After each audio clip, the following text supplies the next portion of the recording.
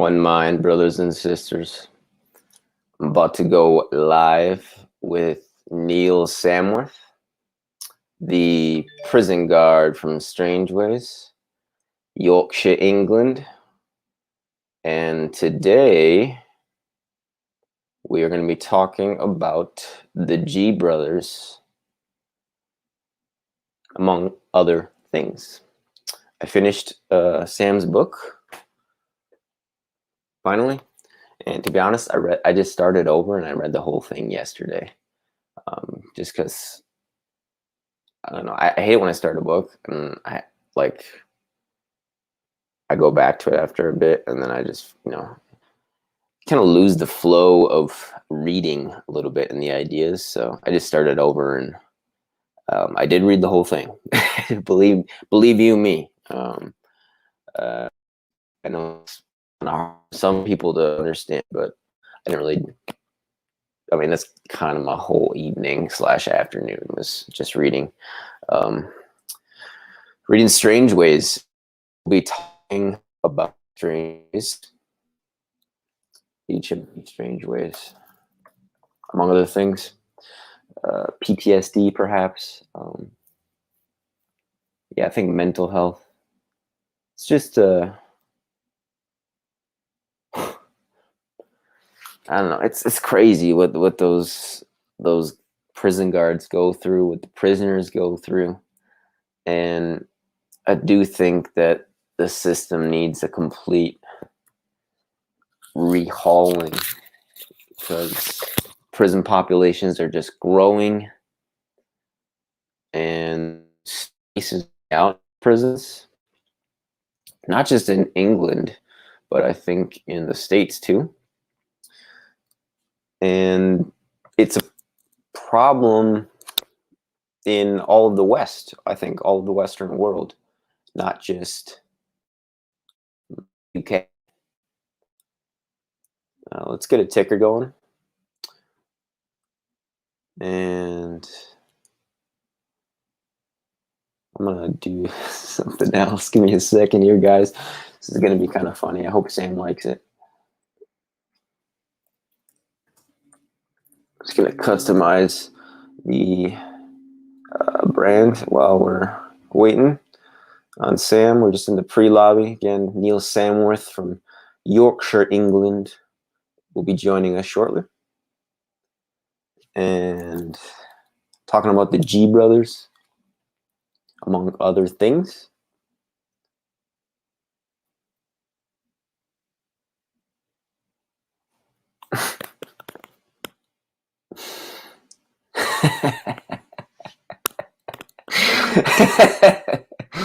Now we're gonna have two Sams on the screen now.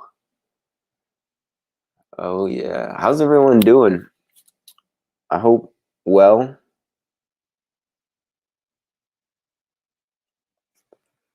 A couple things about this book that really stood out to me. The verbiage. It's written in Yorkshire, as Sam would say. And there is some words that I just don't think I'll have to say them. And I need a pen. But I couldn't do this job. I mean, I think I could do it for a while, but I mean, other than the fact that I don't have the desire to do it, I know I would not have lasted 11 years. I probably would have lasted 6 months, maybe, doing this kind of work. So it's pretty ridiculous, the state of affairs right now. But we're going to be talking about some high-risk prisoners that he had as well, some dangerous men, and maybe looking up some terms too, seeing what Sam can be a bit of an English dictionary for us, or Yorkshire dictionary. Wow. Yeah, I marked through all the books, pages, just interesting stuff, which I like to do when I'm reading. I'll either fold page or just write on it. And I need to remember to start writing on it only because then I have to go back and find find the spot where that caught my eye.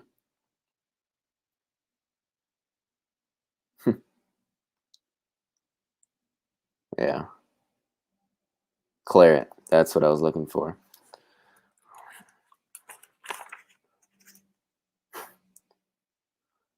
Well, another thing that kind of blew my mind is when he talked about the drug dealing in prison, and he has personally seen people make 20 grand in a few months selling, I think it was spice in Strangeways in UK prisons.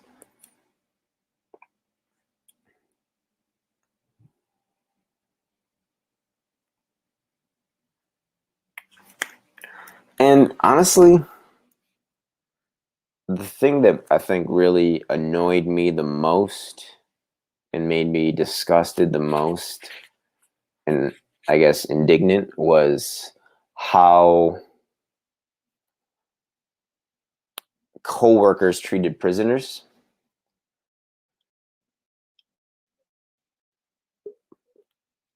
And I just don't like people, seeing people, thanks Venus, treated that way.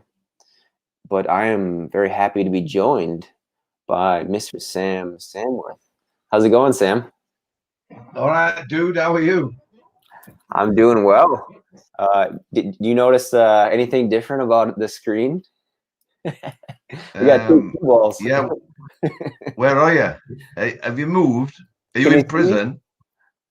Yeah, I can see you, mate. Oh yeah. Where are you? I am on the move actually. I tried the green screen where I'm at, but it's just not working. But on the top right, I don't know if you can see that, I put your face instead of the Marcus Aurelius statue. So we got two Sams on the screen now. But I finished your book, Sam.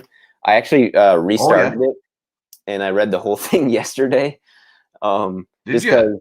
Yeah, because I hate like when I start a book and then like I put it down and then I like kind of forget where exactly I'm where I'm at, and then like the flow of ideas is stopped too. So I was just like, I'm gonna start over and read the whole thing.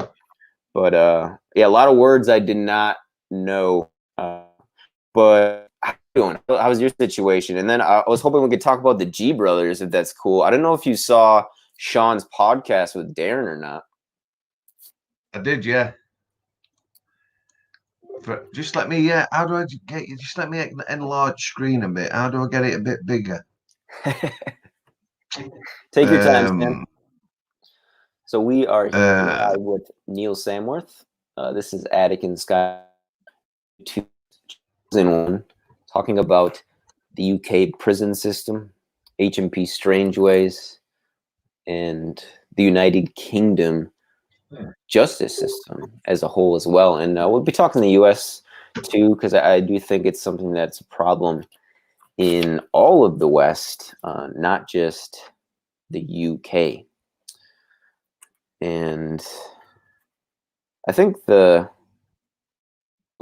I mean, we can get to that after the Gee Brothers, but if anybody hasn't seen that podcast with Sean, I would highly recommend people check it out. Really, really great podcast. I think probably one of his top 5s that he's done. And yeah, so just do you want to start off, Sam? Just update on how you're doing, yeah. and then we can roll into. Is it an Amazon 5-star review then? I'll do that right after our interview. I'm not gonna lie. I was doing something before this, and then went right into setting up our interview. And then my computer started acting up, and I don't know what's going on. I couldn't get it to work, so I had to restart it. But we are here live with Neil Samworth and talking about his book, HMP Strangeways. Highly recommend it. It shifted my consciousness, and I think the best books do that. They don't tell you things you already know or tell you what you want to hear, which is, I think, another thing that businessmen and women do, and not necessarily authors, is they just try to sell books by telling people what they want to hear with just a lot of BS. And Sam doesn't do that. He gives it to you straight, and he actually even puts in an excerpt from his missus at the end, so you can see. So you can see what her experience was like during what I can tell the darkest period, or one of the darkest periods for Sam. And I also got to say, Sam, that I could not do this job. I think I would last 6 months to 8 months. That would be my estimate. I think I would be pretty fair guard, but I would be so miserable. I think that I just seeing, I think, a lot of inhumanity, as you described it, like how some of the guards treated the prisoners. Like the one guy, I don't know who the prisoner was, but he just like went in and basically just tortured him by hitting his arm like all the time. And Yes. just reading stuff like that, it's just really bothers me. So yeah, I mean, I'd recommend people check it out. You might have to take a break, as sometimes happens, and during the heavy parts. But I also laughed several times during this book as well. It's very distinct voice, a very distinct Yorkshire voice, and there is vocabulary that I'm going to ask Sam about today as well too, because there's some words I've never heard before, and I circled some of them, so we'll talk about those too. Where do you want to start then, Nate?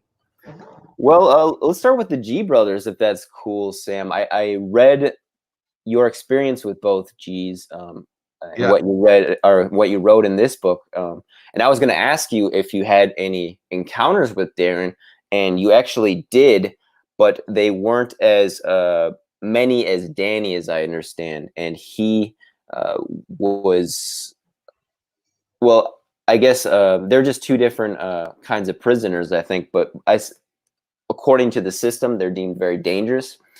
So do you want to just talk a little bit about your experience with Darren G?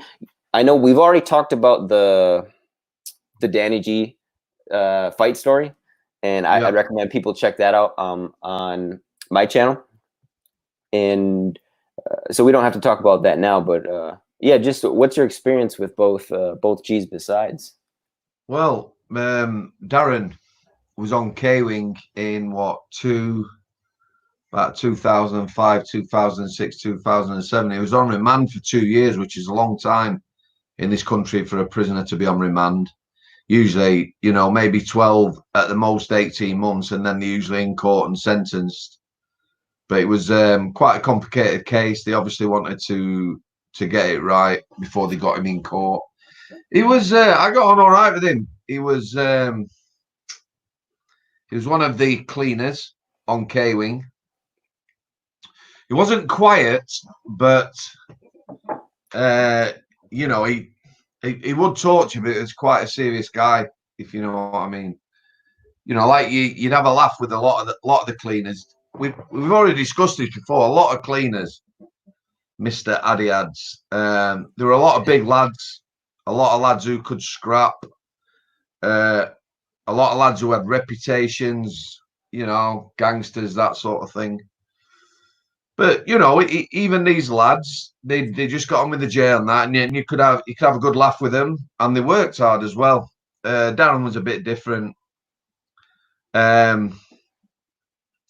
Just quite a serious guy. He would chat to you. We had quite a few serious chats with him. It was interesting to note that he mentioned I discussed doing a book with him. That was in about 2007, I think he said. Oh wow! I didn't even know I was thinking about it then. I think that's possibly, everyone who's ever been a screw guard, prison officer, or whatever says they're going to write a book. So maybe it was on them lines. But it was an interesting character. I always said I did get on with him as much as anyone got on with him. You certainly won't want to cross him. He was. You could tell that he you know, he'd lived in that moment, you know, the past life and that, you know, got a violent history, and it just showed really. He never showed any violence while he was on K-Wing. You called him the Just, brains of the operation, I believe. yeah, you know, he was an intelligent lad. Danny, as we know, was just a brute muscle. But it was Yeah. interesting that, you know, Darren said exactly what I said. I mean, you know, you don't need to be brain of Britain. That Danny was created in the system. You know, he was battered as a youngster and that. He had a lot of kick-ins. And he just kicked back. And I didn't know he was on an IPP sentence. But Yeah, like Darren said, Pepsi Watson too is on the IPP. yeah. But apparently he said that Darren had he kicked off. I think it was in Loudon Grange prison in Nottingham, a private prison maybe, and he'd pretty much hospitalised force, screws, guards, cops, whatever you want to call them, you know, and he got another 10 years for that assault on them staff. So I'm kind of thinking myself, being on an IPP, and if he's been given another 10 years on top of his sentence, not to run at the side of it, that, you know, he won't be getting out, I don't think. But like I say, it's hard to say a lot about him. He didn't put you on edge, but he had a, you know, as almost he had a guard up, you know, sort of an emotional guard. A lot of conversations I had with him were quite deep, you know, about things in his past and that. So yeah, but obviously, you know, they had some abuse, them kids, and that's what happens. That's what happened in the system when they're in a care system. They get abuse. So yeah, Darren said he's his brother is like a product of the system, and he's basically created by it. I think that in combination with his genetics, because he described his wrists and his ankles, yeah, massive, as being just like trunks, which is you know, that's like the as far as like if you think of the limbs as levers, you know, it's the weakest joint, right? So of course it is. yeah. But you know, I'm going to give the lad a bit of respect. The fact that he's trying to put a message out there. Choose life, not a knife, or whatever. Yeah, I think it's a good message. He's traveling about. I've noticed he's traveling about the country on his mountain bike and the train or whatever. Seen him in a few city centres. So yeah, give him a bit of credit for that, and the fact that, you know, his life is at risk and probably maybe always will be. So, you know, it's a difficult life, isn't it? Even if, you know, some people want to go straight or get away from that, it's not always easy, is it? It can follow you. Yeah, it's like being in the CIA or something like that, or like an intelligence agency. It's like you can't. I've heard you can't quit. Like once you get a certain level, or once you reach a certain point, they just like don't really let you actually quit. So similar to gangsters in that sense. Yep. This is what we always say, you know, you need to walk away from everything really if you're going to change your life. But I suppose in his case, he's trying to walk away, but it's following him because of his past. So there you go. Well, hopefully with all the help he's getting on the internet now, it just makes it a lot easier for him, because I think that would be tragic if something like that were to happen, or like a, you know, any kind of recall or something, because I don't know. Well, you mentioned the Danny assault getting another decade, and it didn't run, or it's not running concurrently. It got stacked. Well, I don't know whether it is or not. Oh, you don't? No, I think Darren said it's on top of his sentence. So if he's got an IPP and another 10 years, oh God. Yeah. Yeah. And that's something I noticed too, Sam, in your book is, and you go on about it, the discrepancies in the punishment matching the crimes. Like for Danny's, do you think 10 years for that assault is accurate? That's a difficult one, isn't it? Because what I would like the criminal justice system to be like is consistent and fair. For me, it's way too complicated. So if I was in a position where I could change the criminal justice system, I'd give you a sentence that you served. Yeah. So if I give you 3 years, that's what you spent inside. And then maybe a 1-year license.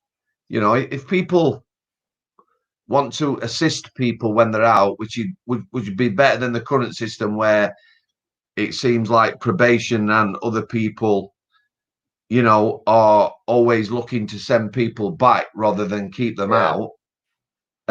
So if they then did a supported year, just something simple like that. So, you know, if you batter someone, assault someone, I don't know, 4-year. If it's a bad assault, then you serve 4-year license, something like that.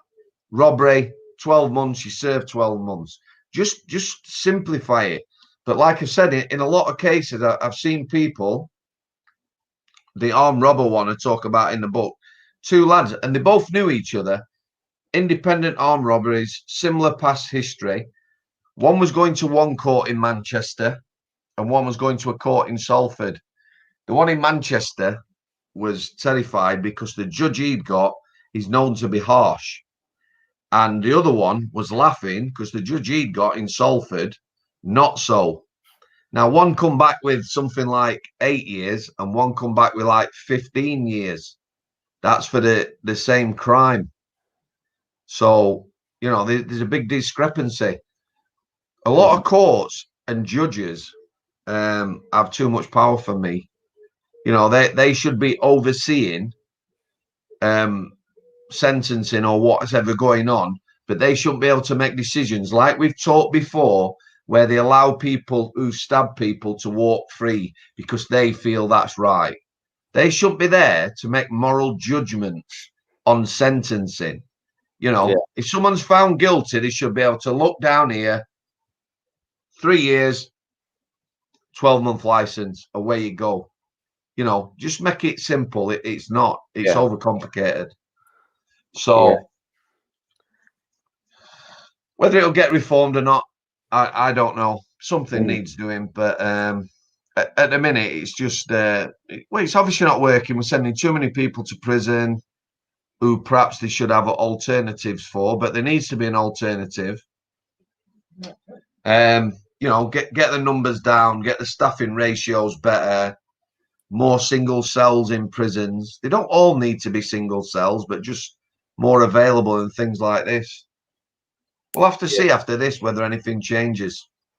Yeah, I mean, speaking of after this, when do you think this is going to end? Right. Yeah, and how are things going in where you're at, Sam? Right, I'll tell you from my perspective now. So our life is a little more normal now, yeah. I go out on my motorbike with Amy just for, you know, a pleasure ride. We just ride somewhere, maybe take a flask, have a coffee and come back, which we weren't doing, yeah. We're seeing Amy's mum now, albeit social distancing when we get there. You know, if we sit in garden, then, you know, she's one of these people who needs to isolate herself. So we're seeing her mum again. We're going out a bit more. The only thing really is all Amy does, apart from seeing mum, is go to work. She's not been to a shop in 3 months. I still go to local farm shop. I still go to our sort of corner shop, which, you know, is still social distancing. But for what I'm hearing, in Sheffield and that, which is, you know, biggest, well, we've got Leeds, but Sheffield, where all my family live and friends live, 25 mile away, They're still queuing to get in supermarkets, but when they get in, every man for himself. There's no social distancing. You've obviously seen the protesting. Oh yeah, that is crazy. What is going on in London last week? I don't know if it's still going on. I haven't checked in the last day or so. But yeah, that's ridiculous. That those London protests and rioting, and it's happening in France too. That I saw. France is a bit naughty. Yeah, they go crazy. The French do when they riot, and it seems like they do it all pretty often, doesn't it? It seems like they're always protesting something. Have you seen the videos though? I've seen a couple of them. I haven't actively looked them out like I did with. I've seen one this morning with a couple of people that were shot at and crashed, and I don't know whether they're dead. And there's also a picture, very disturbing. When I was looking at it, I weren't sure what I was looking at first, and when I've looked close, it looks like somebody dead leaning into a car. Oh, like they got hit in the windshield? No. In the side window, just slumped over. That's weird. This is not. There's no police there. They describe it as migrants battling, setting things on fire. They've got weapons. Some of them have got firearms and that. It's just like lawlessness. But just before we've come on here, I've just seen that French president sent in special forces. Macron. Yeah, so that is serious. If they're sending special forces in, I would imagine them guys won't be messing around. Yeah, definitely not. They're not going to play. What do you think of the stuff that's going on in this country, Sim? I don't know if you've seen any of those videos. Do you know what, mate? It's very difficult to comment, isn't it? Especially on social media or anything, because you're always going to upset someone. Yeah, that's true. What I'm thinking is, you've got to feel sorry for people who are losing loved ones, people who are dying, and also people whose businesses are getting looted and burnt. Mm-hmm. So it seems to me that, I don't know, it's just crazy, absolutely crazy. Yeah, I've been doing a lot more investigating into kind of the why of this whole situation, but yeah, it hasn't changed that much that I can see in certain spots, but then in other spots, it's just like you said, almost lawless in whether it's France or here. And it definitely looked worse in France, or at least just more extreme, like the acts of violence, even though I saw only a few videos. But Yeah. I mean, some videos on the US are quite violent. And do you think some of it is censored though? And I think I'm not sure which news channel was showing the French stuff, but it was disturbing. That I don't want to see pictures of people who've probably been attacked and killed for whatever reason, and lawlessness. I don't think anyone does. But like you've said, it almost seems when you see the French people, when it's rioting, that it's a lot more visually disturbing, shall we say. You know, it's a lot more graphic. Yeah, I don't know. The way I think about it is it's happening and it's reality. So I try to look at not all of them, because I think that makes you go crazy. But definitely. Like this weekend, I was looking at them and I felt terrible on Saturday. I was just like, man, I need to stop this. You know,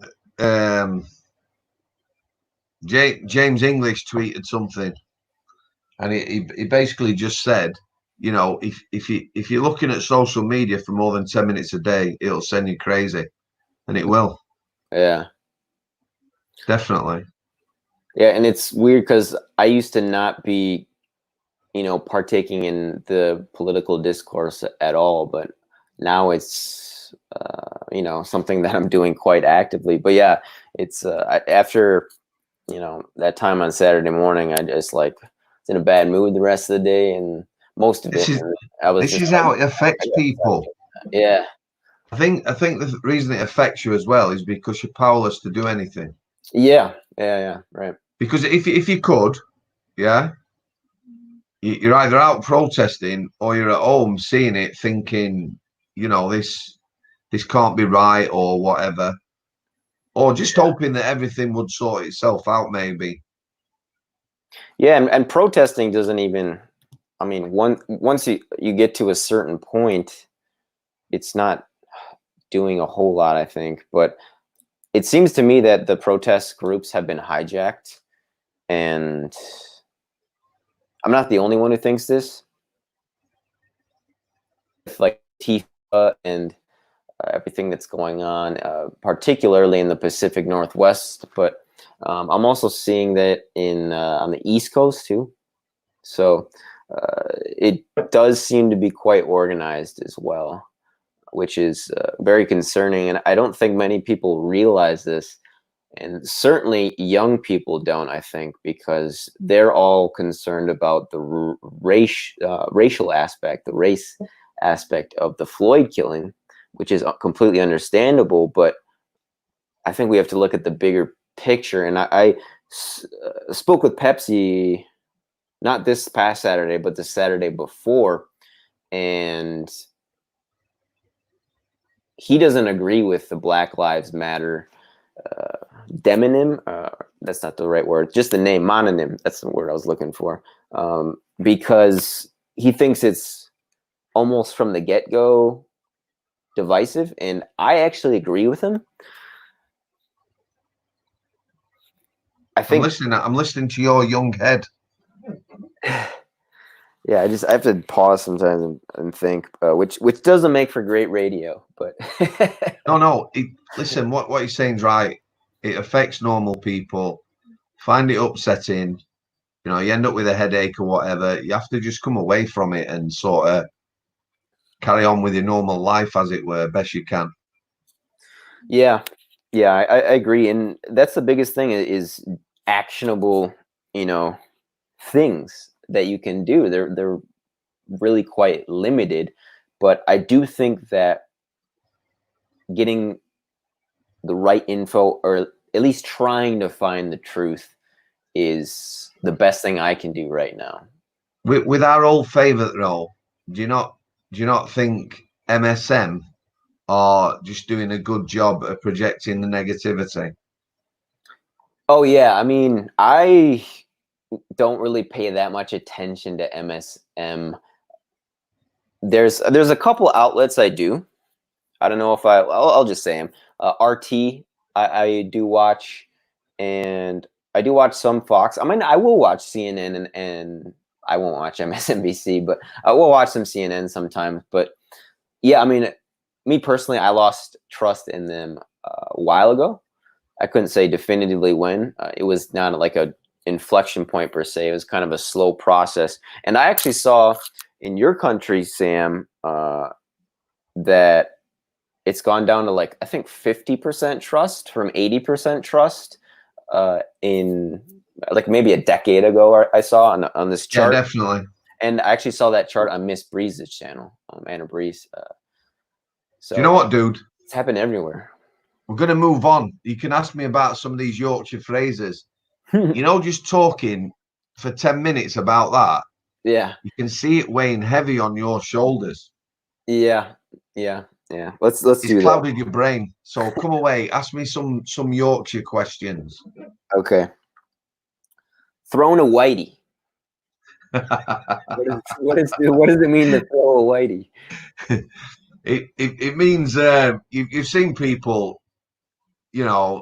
maybe who've been drunk or whatever, when they go pale and they're sick, physically sick. Mm, Yeah, like they're about to heave. exactly. So you can imagine some of the things I'm talking about there. Some of the smells and sights. Now I've got a strong stomach, me. I'm not easily shocked. So you know, whether you get used to things, I don't know. Maybe that's the wrong word, but you know, I weren't easily shocked. So, and some people are. So throwing a whitey, yeah, I've seen that quite a few times. You know, maybe working with a member of staff on the healthcare, it had its own smell anyway. Yeah, you talk about that, and it's something I don't want to experience. No, you wouldn't. It wasn't pleasant. You could see people walk on. Yeah. When you're on there, your olfactory system, your smell and everything gets overloaded in a very short time. So maybe after 5 minutes, if there's a really bad smell, then you stop smelling it. But you could see people walk on, you know, they pull a face and just want to get off. But one of the instances I think in the book was the fire starter. Yeah. Yeah, that was a fiasco. Well, that lad, I can remember this now. That lad, when I got him out of his cell, I says to the lad before, you know, I'm going to go in with the office because he sometimes kicks in with this doctor, this plastic surgeon.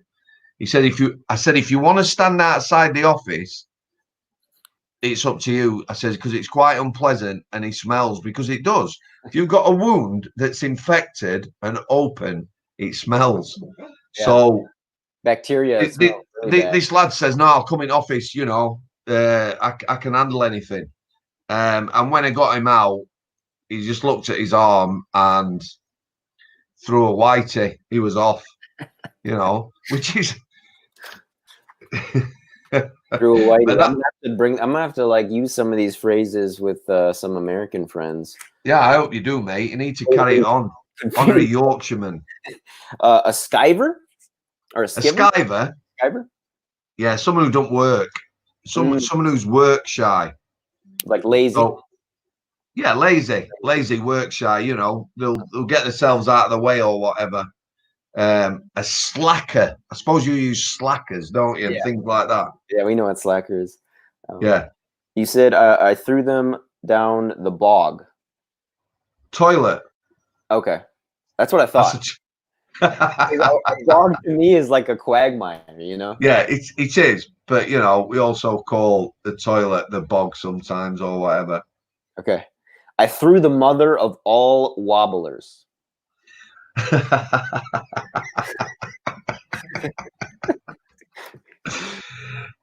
That's like kicking off. You know, when you lose your shit.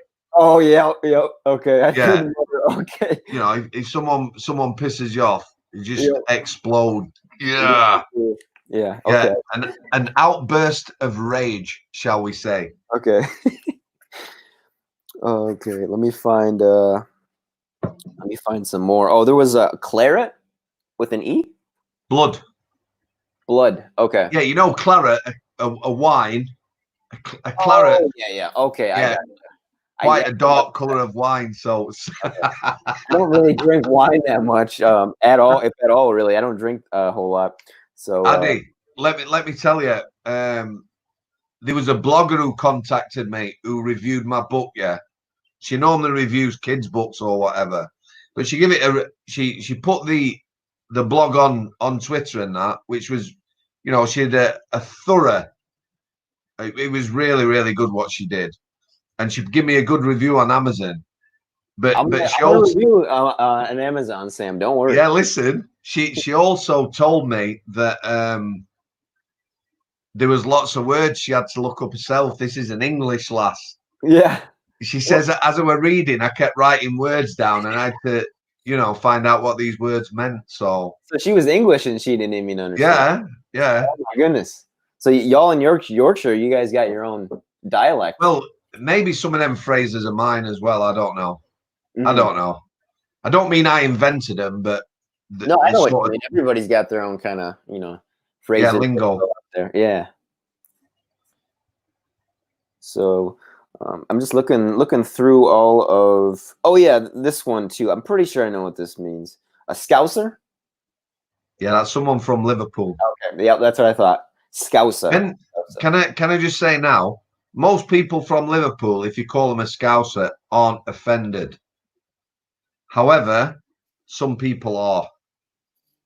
Yeah. Like I work with lads, you know, there was one lad who was called Scouse. That was his nickname. Oh, You know, so it's not something that's offensive. It's just a description of where someone's from. gotcha. Like a Manc would be from Manchester, a Scouser Man. from Liverpool. Yeah. Okay. And what are you? I'm a Yorkshireman, me, mate. Okay, yeah, Yorkshireman. I'm a Yorkshireman, me, mate.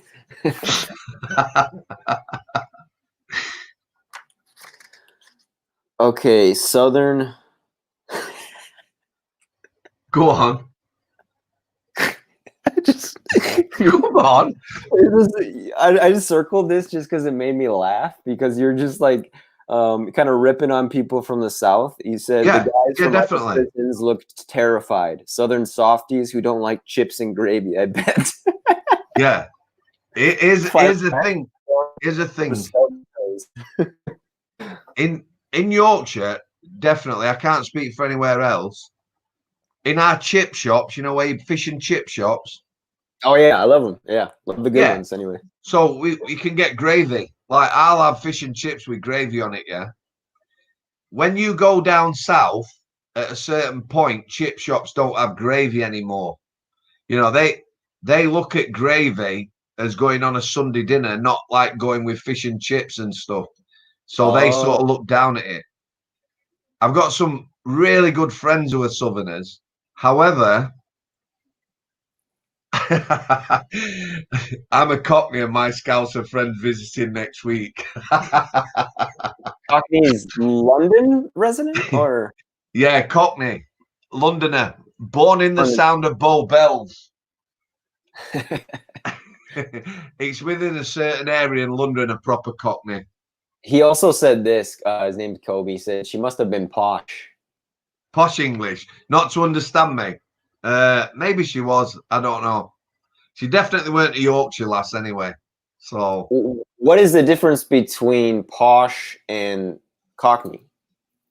Posh is like higher level, right? It's like higher class or wealth class. I don't know. Yeah, but sometimes it's just the way people speak. Like my sister, bless her, she has a very neutral accent. If you spoke to her, she speaks very different to me because she's always sort of had management type jobs. A good way to describe it, if you look at English newsreaders, they all have a negative accent. They don't have a profound accent sort of thing. You know, the BBC newsreaders or whatever. Yeah. So it's very neutral. Yeah, but like I say, you know, it's not only you. There's people over here that won't understand some of those things. Oh, she said, "Yep, you can't get gravy here." Well, would you be? Go on. Oh, I was gonna say I didn't know that. My idea of posh was, I guess, like rich Londoners. That's what I thought. Yeah, well, posh, sort of middle class and above, maybe, but okay, you know that it's not offensive, is it? You know, I've got friends of all classes or whatever, so it's not really a cost. These comments make me laugh. Do they have name? If you're up north, you call everyone from London a Cockney, whereas in London, it's only one specific area where you could call someone a Cockney or whatever. So, like you say, like this geezer's saying, a lot of them like to be known as Londoners. So, I actually think this is a female as well. Autumn. There you go then. Yeah. Is there a woman equivalent of geezer? Or you just say lass? Well, me, my Yorkshire accent's coming back a lot more. I'm a lot broader than I were again. You know, now I'm back over here. Yeah. Lads and lasses. I call everyone dude me. I don't think that's offensive. No. You know, it's just a term of endearment or whatever. Yeah. And obviously, you know that in Yorkshire we call everyone love as well. Yeah, I was just about to bring that up, and you did that once on the job, right? Oh yeah, I got pulled over it. You know, it was the trainer. It was the trainer. He had a proper go at me and said, you know, you can't call people love. So we'd done diversity training. I said, well, I thought diversity were about different people and cultures and languages. And from Yorkshire, we call everyone love. So he says, well, my wife would be offended if you called her love. So I just says, Wasn't it well, a woman, or did this happen more than once? oh, they just laid it on. Once I got out of training to prison, I call people love anyway. I do now. Yeah. You know, if I go in the shop, you know, thanks, love, tar, love. You go in a chippy, fish and chips, call everyone love. People in the shop call people love and things like that. Well, It's a term of endearment. You know, it's not. So there was an event you actually wrote about in this book, which you, I think you just maybe alluded to, where you had to train somebody, right? And you said it, or was that your boss? And then she, I know you were training her, and she complained, and she did. Yeah, she like submitted a formal complaint, right? Yeah, she did. Because I called her love. She was, she didn't want to learn either. Yeah, I picked that up. She did not have a very good attitude, to put it. She was very dangerous. She was a person of color. Yeah. Okay. The reason I'm telling you that is because no one wanted to mentor this lass. She was very difficult. She fresh out of training, and it was like, you can't tell me anything. I know everything about people. Don't tell me how to do the job, sort of thing. So my gaffer put her on my toes. I ended up trying to mentor her. And, you know, every time I'm trying to tell her something, she just put the hand up in my face, which is rude in itself. And anyway, the more, you know, once you put the complaint in, I called her love all the time. So, because I weren't being offensive. I weren't being offensive. I called everyone love. I weren't singling her out. It's just how I am. Was she quite young? No, she wasn't actually. She was maybe 40, something like that. So I used to get all the good ones to mentor me. Yeah, I noticed that.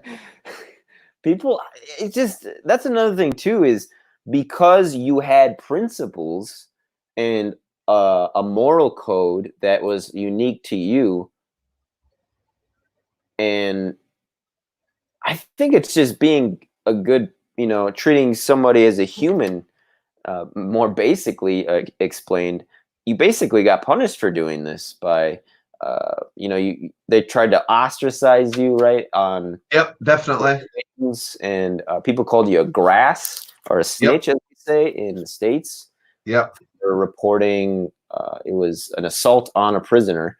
And another thing that made well, we don't have to go to the dark stuff, but just the incident with the French kid made me really angry. Yeah, I remember that lad. He was so polite. He was super polite, that lad. And the thing is, that senior officer, yeah, so he's one up from an officer. So on a wing, you would have a senior officer, yeah. The guy wasn't liked. The guy wasn't liked. You know, he was unpopular. But the fact that he was a prison officer, you know, what happens in prison stays in prison. And because I weren't prepared to put up with his actions for 6 months, you know, pretty much half the jail had just still turned their back on me everywhere I went. Yeah. And another southern softie, no offense to our Cockney and Londoner friends who are listening, he was a dick, him. He actually told me, I'm sure it says in the book, that if there was an incident on his wing, I shouldn't get involved because if I did, his staff won't back me up. So he basically was saying, you know, if you get into conflict with a prisoner, we're not going to back you up. So I told him very politely to fuck off, love. You know what I mean? I do know what you mean. Yeah. So I don't like swearing at it, but yeah. So, but this is my thinking why a lot of prison officers are super stressed and that. A lot of them know right from wrong, but are fearful of speaking up. Because of that environment of that culture of ostracization, basically, and the right. Here's the thing: the guy run about now. His girlfriend worked on that wing, yeah. and she had family members in that prison. So what she did basically for 6 months was go around telling everyone I was a grass. Yeah. I never said anything. I didn't defend myself. I didn't say anything. I didn't feel I had to defend myself.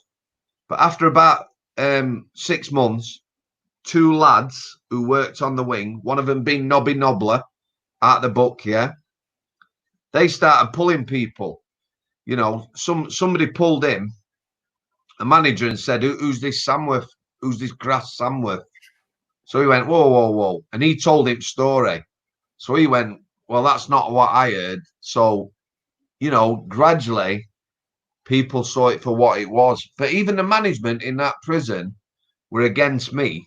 Yeah, I noticed that too. You know, and that's no bullshit, that, mate. But I'll tell you what, I did throw a massive wobbler. Like at the time when it was getting investigated, you know, there was no support or anything like that. And like it says in the book, when I was asked the questions, when I was questioned about the incident, they never asked relevant questions. It was like a whitewash. I went in, it was like a little chat. They didn't ask any questions, and then, you know, nothing happened. And the guy, he wasn't disciplined as such, but he was moved off that wing to another area. So, but that's how it is, mate. And that's why a lot of prison officers are stressed, I think. I not fought, but to sort of keep my integrity, my moral standing, my moral compass or whatever, it was just constant, you know, coming up against people. And it makes it really difficult. A lot of people just sort of go with the flow. So they see things that are wrong and they just go along with it, or they're too fearful to speak up, which is a bad thing, really. And that makes you ill. Yeah. And it's for that reason that I think I would not be able to last very long in that job. Yeah. So I think, I mean, I have a lot of respect for you for trying to, you know, change this system, Sam, and trying to make it better through your book and your story. So thank you for that. Not only from me, but I think from people listening as well. Well, hopefully, dude. I'm going to launch my own YouTube channel very shortly. Oh, that would be awesome, Sam, for sure. And I'll retweet it too whenever you release that. Yeah, I will do, mate. Listen, I'm going to talk about the criminal justice system. I know enough people now you know, enough people who lost family in prison, you know, ex-customers. You know, I don't like to say ex-prisoners. It's like a stigma. So if I'm talking about people I've met, it's ex-customers, or you know, they don't need anything really. But in order to explain who I'm on about, there's quite a few lads who've contacted me now. It's interesting. When I was on the healthcare, I was on there 7 years, yeah. From November 22nd, 2008 to August 13th, 2015. I've now got that 7 years of orderlies, you know, people that we employed on the healthcare as orderlies. That's 7 years. These 7 lads who cover that period have all contacted me now, who I were locking up every night. So, oh wow, they're all on my phone list now. I've met up with a couple of them. Yeah. There's one who's back in, and one who's an IPP who is struggling to stay out through probation. Probation, you know, they're determined almost to get him back inside for anything. But I understand that. Why is that, Sam? The thing about the IPP, while it was never going to work, is because probation, inside and outside probation, the justice system, if they release people, is basically saying that there's no risk or whatever. And, you know, most normal people, they finish a sentence and there's nothing anyone can do then. Once the sentence is finished, they have to let them go. With the IPP, they're basically signing documents to say this guy's no risk anymore or whatever. And that should never be, because human nature, you know, they don't have to let people go, so they're not letting them go. I'll tell you what, mate. Obviously, you know, I'm not experiencing, but the family of IPP prisoners and IPP prisoners, it must just be despair. It's horrendous. A lot of lads and lasses have taken their own lives. I don't know what to do about me. For me, that group of people, anyone who's over tariff, they should be released, like a pardon. Maybe give them a 12-month license and let them try and get on with their lives. How you go about doing that, I don't know. More people are talking about it now on social media and things. So, you know, as far as I'm concerned, these people I know, hopefully they'll want to talk. So I'll talk about the criminal justice system. The other thing is that everyone I've ever met, lots of people in prison, both sides of the door, and normal people on the out, are suffering mental health services in this country, like every country, do not cover it. Lots of people struggle all their life on their own with mental health. So that's another topic I want to cover. And hopefully people I've met through the book and my job, you know, be able to have them on a podcast. And hi, Dolly. Good on you, dude. Kobe MP. Totally wrong. It is, mate. Autumn or Mrs. or dude or whatever. I believe he's male. Does Sam like the Shawshank Redemption? Yeah, that was a cracking film, that was but that's got a good ending, hasn't it?